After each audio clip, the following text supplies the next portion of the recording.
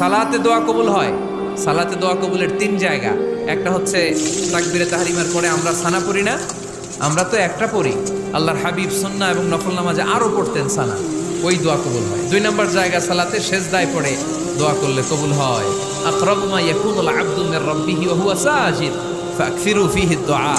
বান্দা যখন সেজদায় লুটিয়ে পড়ে বান্দা আল্লাহর সবচেয়ে কাছে চলে যায়। কিন্তু বিশ্বনবী বলে সেজদাটা তোমার রবের কুদরতি পায়ের উপরে পড়েছে। সেজদায় পড়ে দোয়া করেন। সালাম ফিরানোর আগে বিশ্বনবী দোয়া করতেন, লা ইউসাল্লিমান্না আহাদুকুম হাত্তা ইয়াতাআওয়াদা মিন আরবাআ।